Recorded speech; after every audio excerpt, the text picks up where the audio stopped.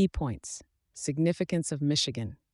Michigan is a critical swing state that could play a decisive role in the U.S. presidential election.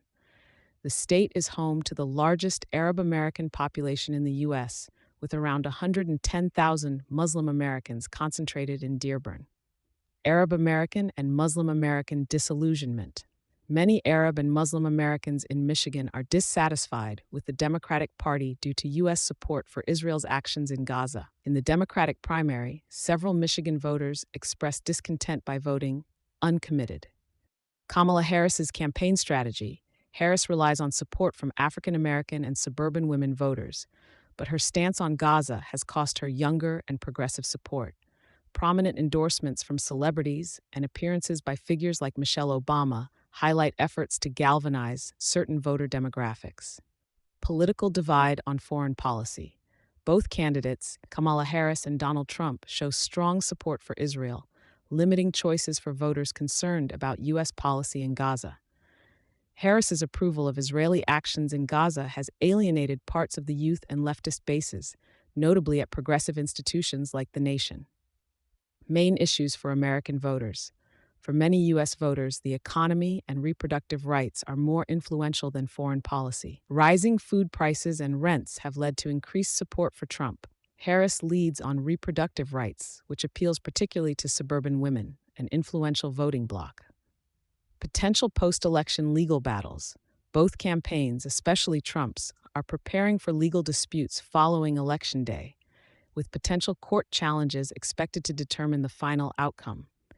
In 2020, Trump's team was unprepared for post-election litigation. This time, they aim to contest results immediately if needed. Crux, Michigan, a key swing state in the upcoming U.S. presidential election, could be decisively influenced by its large Arab American and Muslim American population, currently disillusioned with the Democratic Party over U.S. support for Israel. Despite Kamala Harris's support among other demographics, her stance on Gaza has alienated crucial voter blocs. The election result could be highly contested, with both sides gearing up for potential court battles, underscoring the divisive issues of foreign policy, the economy, and reproductive rights for the American electorate. Key points: constitutional amendments and judicial control. The government swiftly passed the 26th Amendment and is now considering the 27th Amendment, reportedly to further tighten control over the judiciary.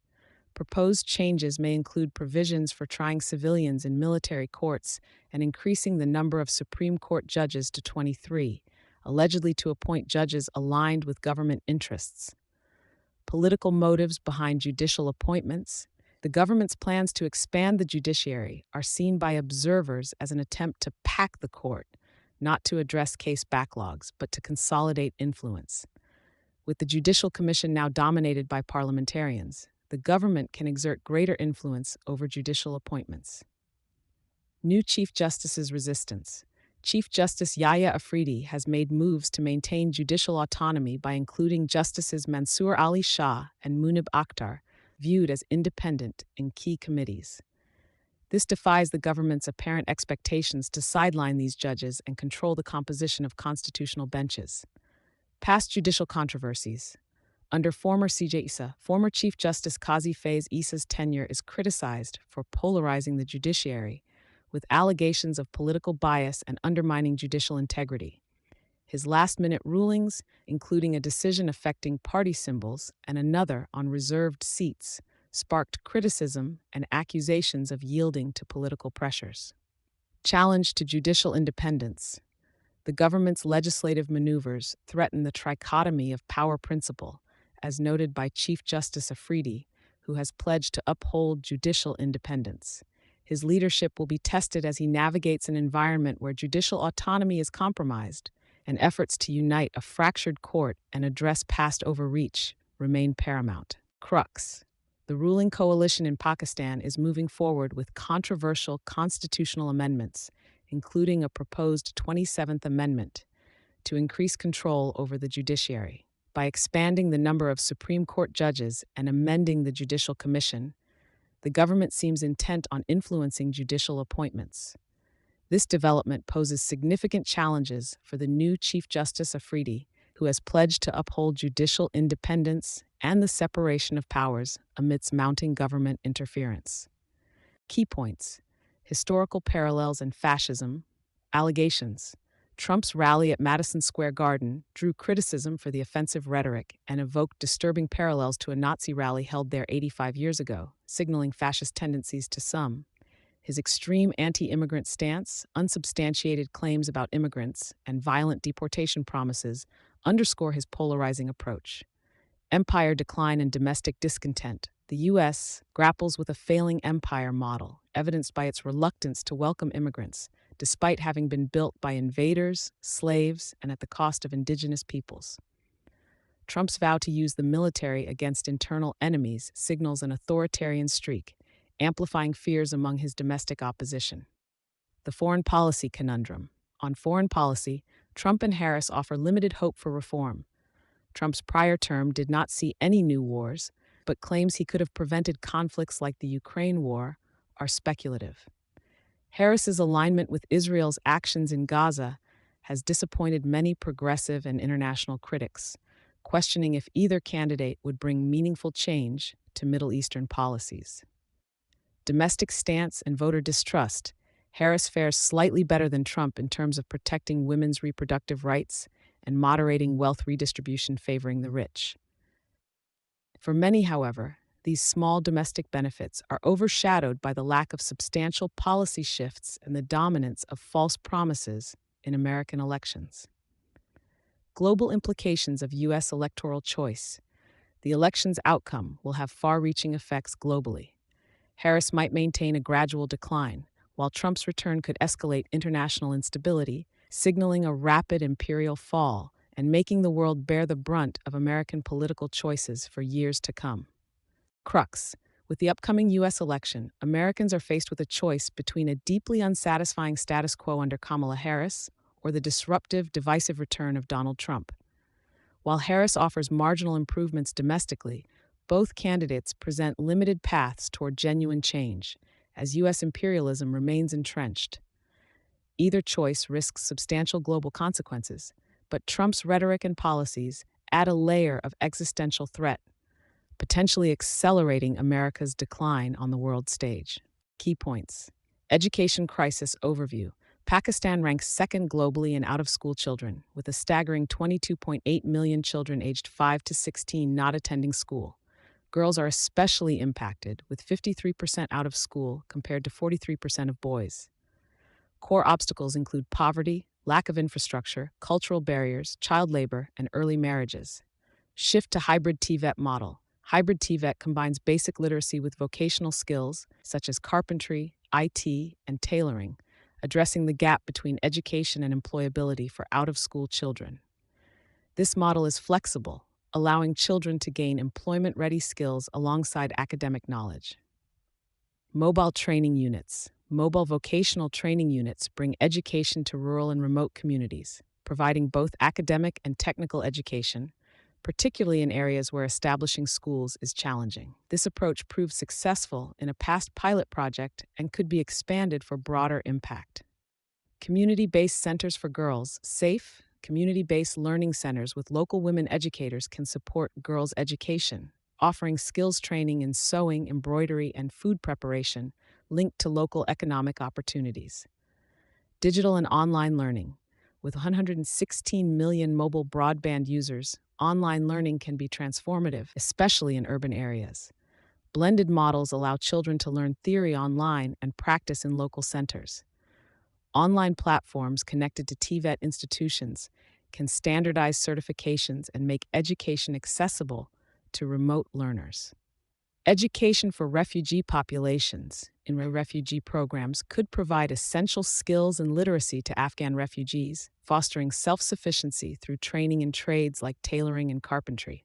Financial incentives for families. Expanding programs like the Benazir Income Support Program to include stipends for hybrid TVET enrollment could incentivize education, especially in rural areas reliant on child labor. Potential impact of hybrid TVET. Hybrid TVET offers a sustainable model to address Pakistan's education crisis by equipping children with literacy, vocational skills, and life skills, ensuring they're prepared for future employment opportunities. Crux: Pakistan faces an education crisis with 22.8 million children out of school. Hybrid technical and vocational education and training (TVET) emerges as a promising solution, offering academic and job skills, especially for marginalized groups. The approach includes mobile training units, online learning platforms, and community-based centers tailored to rural and conflict-affected areas.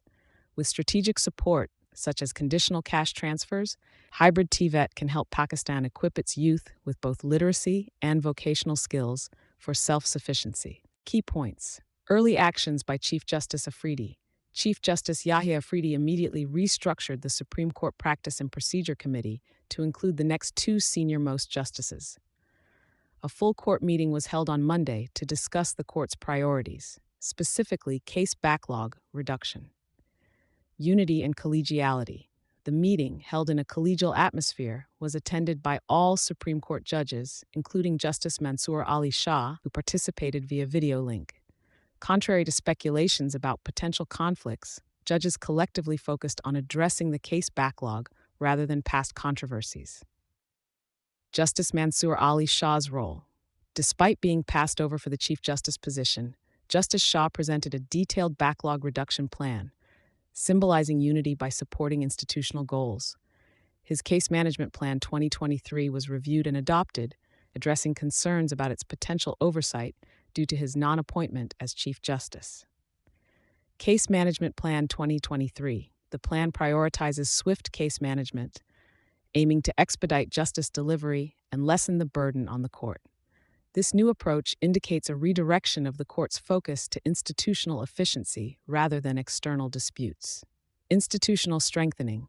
The court aims to strengthen itself against challenges posed by other state pillars, which have encroached on its powers amidst previous internal frictions. Restoring harmony within the court could enable it to correct recent power imbalances in the state's power structure. Hopes for lasting unity.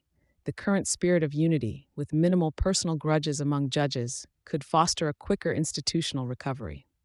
It is anticipated that a cohesive Supreme Court will uphold the constitutional order and bolster its authority in the coming years. Crux: Chief Justice Yahya Afridi has taken swift steps to unify the Supreme Court and address its core function of delivering timely justice, beginning with a full court meeting focused on reducing case backlogs. The adoption of Justice Mansour Ali Shah's Case Management Plan 2023 signals a shift towards institutional performance rather than internal conflicts. This collective purpose aims to restore the judiciary's power and constitutional role, avoiding the factionalism that previously weakened the institution. Key points. UNRWA targeted by Israeli legislation. Israel's parliament passed a law that could label UNRWA a terror organization, which would effectively end its humanitarian work in the occupied territories. This move endangers a critical lifeline for millions of Palestinians who rely on UNRWA for essential services like food, healthcare, and education. Unsubstantiated accusations. Israel has accused UNRWA employees of involvement in past attacks, but has provided no credible evidence to support these claims. The accusations appear to be a pretext for blocking aid to Palestinians, worsening the dire conditions resulting from military operations in Gaza. International reactions. The US and UK, typically staunch supporters of Israel, have voiced opposition to the decision to ban UNRWA, recognizing the severity of this action. There is increasing concern globally about Israel's disregard for UN norms and international humanitarian principles. Pattern of Israeli contempt for the UN. Israel's foreign minister recently barred UN Secretary-General Antonio Guterres from entering Israel, using offensive language to criticize his stance on Israel-Palestine issues. Incidents of Israeli attacks on UN peacekeeping forces in Lebanon further illustrate Israel's disregard for UN operations and peacekeeping efforts. Hypocrisy of powerful allies. Israel's allies, despite condemning its actions in statements, continue to provide military and financial support under the guise of self-defense. These allies' reluctance to hold Israel accountable allows it to violate international laws with impunity, affecting humanitarian relief efforts for Palestinians. Need for firm action. Concerned states must move beyond rhetoric and take tangible steps to reverse Israel's ban on UNRWA, ensuring Palestinians in occupied territories receive necessary aid. Applying consistent rules and pressures on Israel, as expected of other nations, is essential for safeguarding Palestinian rights and upholding international law.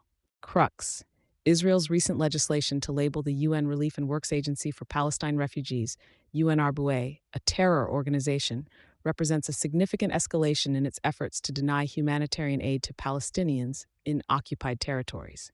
This decision has even drawn criticism from Israel's closest allies, such as the US and UK, and highlights a pattern of Israeli hostility toward the UN and international law.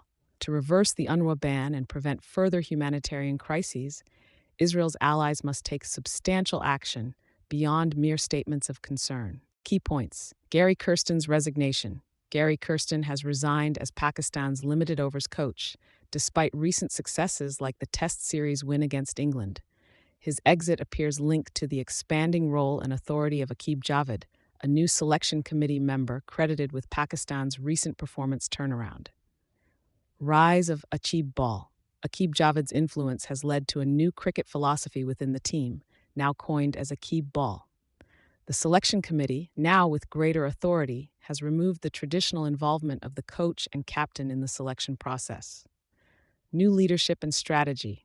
Mohammad Rizwan has been appointed as the new limited overs captain, with Salman Ali Agha as vice captain, replacing Babar Azam. Jason Gillespie, previously focused on test matches, will now oversee the limited overs squad on the upcoming tour in Australia, which includes 3 ODIs and 3 T20s. Changes reflect PCB's vision for 2025. Aqib Javed and Rizwan emphasize their shared commitment to building a robust team as Pakistan readies to host the Champions Trophy next year. The PCB aims to establish stability, but frequent leadership and strategy changes have left the team in a revolving door situation, prompting calls for consistency. Challenges with frequent changes. Kirsten's brief tenure, the shifting leadership, and a new philosophy bring both potential and risks, especially as the team's performance remains under scrutiny. Fans and analysts hope the PCB will maintain its current strategy long enough to see sustainable growth and better results on the field. Crux: Pakistan cricket is facing another upheaval after limited overs coach Gary Kirsten stepped down amid growing influence from selection committee member Aqib Javed.